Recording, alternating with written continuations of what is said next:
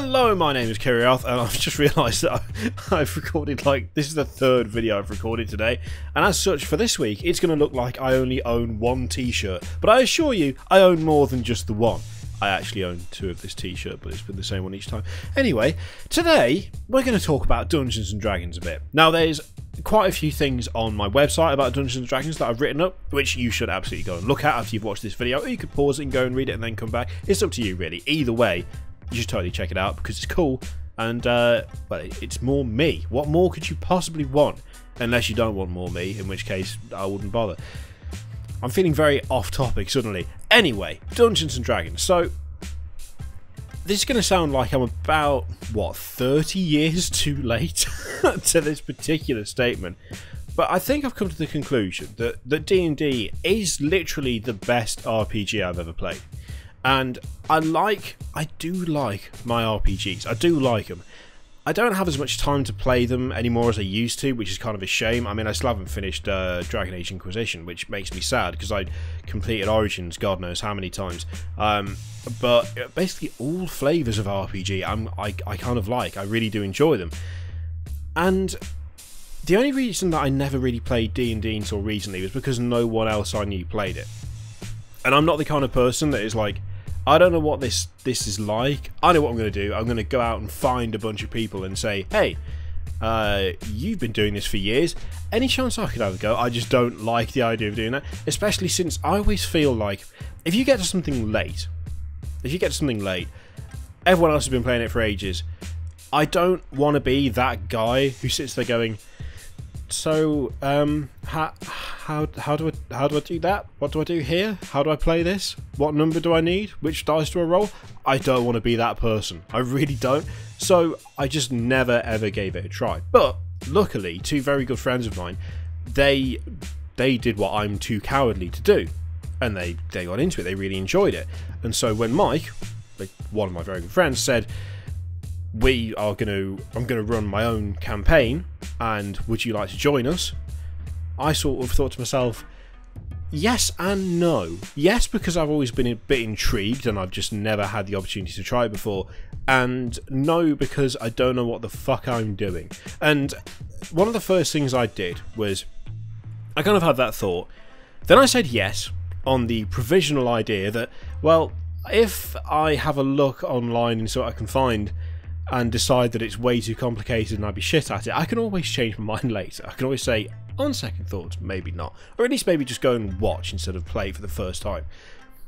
Then I did what any sensible person would do, which is I went online and started Googling what class you should try and play, which is an absolute mistake as a brand new beginner because holy shit, it's just as bad as trying to look up any guide for I don't know, the best build for anything in any video game ever. I would like to be this particular type of character. What do I do? And you get a million articles and guides telling you how to min-max perfectly and how you should never take this spell because it's got 2% less efficiency than that spell. All of that stuff. All just guides that are like, do you want to be the most broken character you can be? Then do this. And I'm just sat there going, I don't want to be a broken character, and I also don't know what any of these acronyms stand for at all. I don't know what the fuck you're saying. And that put me off a little bit. I'm not going to lie, it did put me off. Then when I actually sat down with Mike to create my character, I realised that looking at all these guides online has been a terrible mistake, right? It's just been so dumb. Because they what people were saying to do online confused me way more than trying to work it out myself. Daft though that sounds, once you've played enough RPGs, even if I'd only ever played World of Warcraft, then that would have given me actually a decent idea as to what the different classes do in D&D. Like I genuinely didn't know just how much of a rip-off so many things were. In fact, maybe that's not fair because I don't know exactly where D&D got the classes that are used for that. I don't know who came up with those, whether those are ripped off from something else or at least gained heavy influence from somewhere else. But I was able to look at the player's handbook and go, oh right, okay, yeah, so I know what a paladin does. I know exactly what a paladin does. I know what a barbarian does. I can get a good idea of what a fighter does. I had an idea as to what warlocks do. Wizards and sorcerers still confuse me. Still don't know what the difference is between those. But pretty much everything else, you can kind of draw equivalents to any video game RPG ever, because they all use the same kind of system, which is very helpful, actually. You could argue there's a slight lack of creativity there, but it's fine. As long as it helps in the end, who cares? In the end, we sat down, and this is a homebrew campaign as well. This isn't like one of the campaign books. This is something that Mike has written from the ground up. He has come up with everything, and that kind of enabled me to make a character that maybe wouldn't have worked so much in just a normal campaign, or at least for what I want to do with that character. But it enabled me to make a character that I just really liked the idea of. So I've got a half-orc paladin, and this is in a world where orcs can't use magic. So orcs as a race just have no magical ability whatsoever, which makes my half-orc paladin, like, if there's any trace of orc, even if you are like the 6th generation of half-orcs, you still can't use any magic because you've got orc genes, and there's just no magic for orcs. Fuck off, you can't have it. Which I liked as like a storytelling thing, and then immediately went against it because I was like, I want to be a half-orc paladin. But that just means that you can build the character in different ways. So now my character has the dubious honour of being the only orc in the world that can use magic, which understandably people want to know what the fuck is going on there. So that adds an element of kind of trying to hide herself and trying to not draw attention to herself, but at the same time she grew up as a gladiator, so can't really help a bit of the old murdering as well as being a half orc, so a little bit angry at times. And just creating the character I found immensely satisfying. Like, you can sit there and mess about with sliders and stuff in video games what you like, and you're probably never going to get something you're 100% happy with. Being able to just imagine a character and go, that's what they look like, okay, cool, done. I like, that was so massively refreshing to be able to do that. What does she look like? Okay, this, and this, done. There's no messing about, there's no stupid colour selector or slider or anything like that. Building up a story is literally just thinking about it. Now, I thought I was sitting there going, this is really cool, I really like this, is really enjoyable, this is so much better than doing it in a video game, this is amazing. I was fine with all of it until it came to actually doing dialogue. Because I don't know whether this is something that other people have found if they go from playing video game RPGs to trying D&D, like if they've done it that way around. But to say I found it tricky to talk to people in character is probably putting it mildly, just because, I'll be honest, at this point I'm just kind of used to having 2 or 3 options, maybe 4 if the game is feeling fruity and wants to spoil you, and clicking one of them and your character coming out with a line of dialogue which you've just read on the screen. That is infinitely easier than trying to actually have a conversation with somebody else, and not knowing when to talk and when to shut up meant that I largely just didn't talk. But now we're like 4 sessions in, we're on day 4, so we're 4 sessions in, and already I've managed to do literally anything I like, as long as it hasn't messed up the rest of the party, obviously. But I've got more memorable moments out of 4 sessions of D&D than I have from years and years and years, like a decade plus of playing RPG video games. Like, I've already attempted to take someone prisoner, but because my character's a half-orc and has got a background of being a gladiator, attempted to knock the guy out, accidentally stuck the great maul that my character uses into his ribcage. That was an accident, didn't mean to do that, but it happened.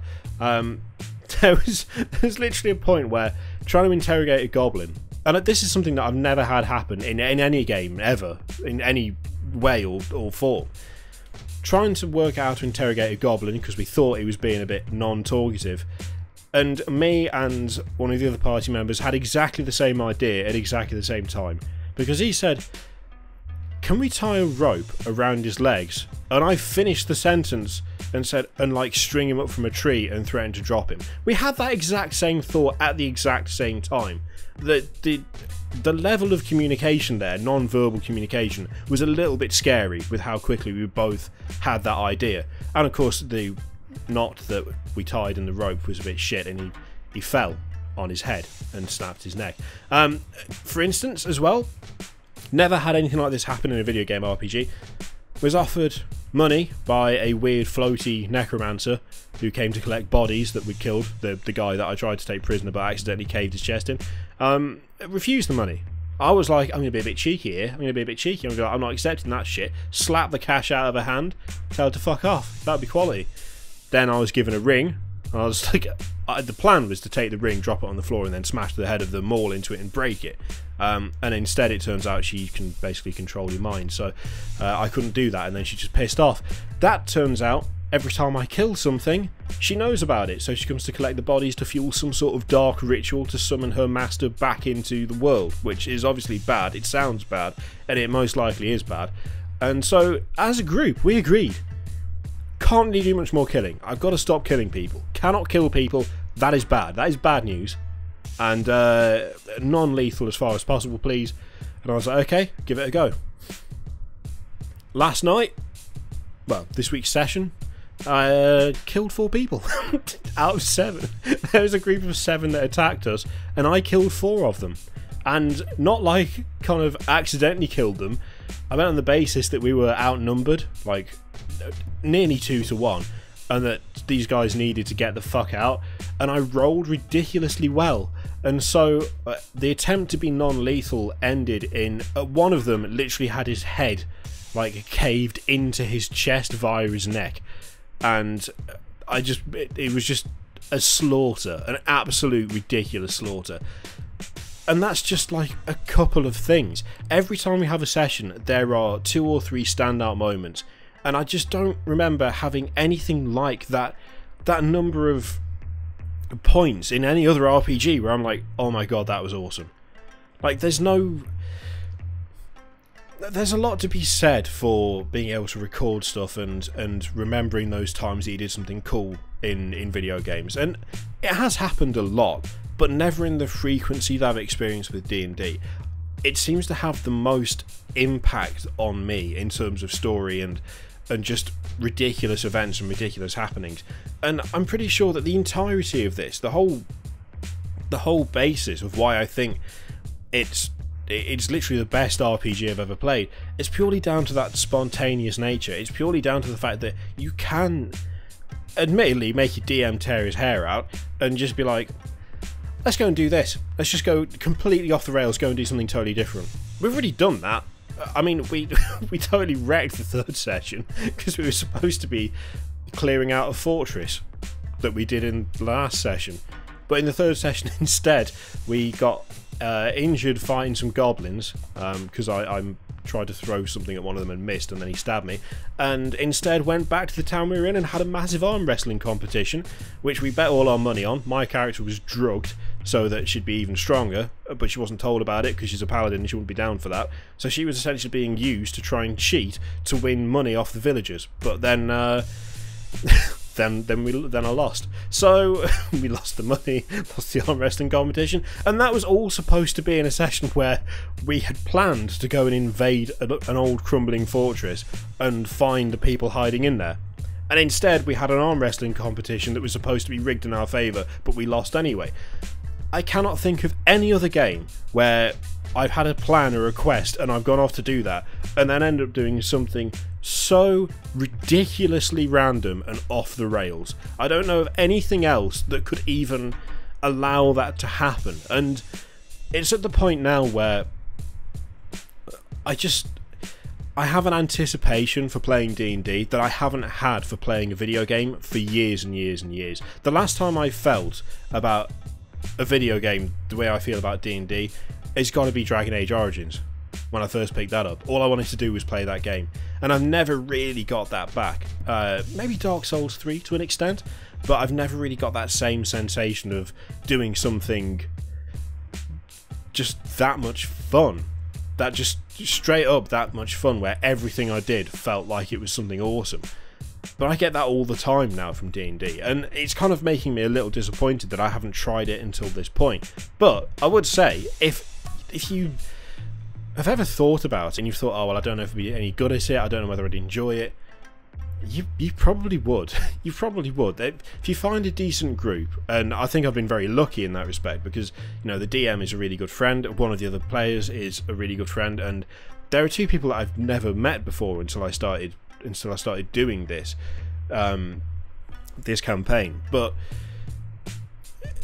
everyone's there to do the same thing. Everyone's there to play the same game, to have a similar experience, and to enjoy themselves. And when you get a group like that, I think you can't really go wrong. And even after having finished a session, my main thought is, okay, what are we going to do next week? And I just haven't got that from anything else for so long, and I've got it stronger than I have from like Dragon Age Origins, which is still one of my favourite RPGs of all time. But I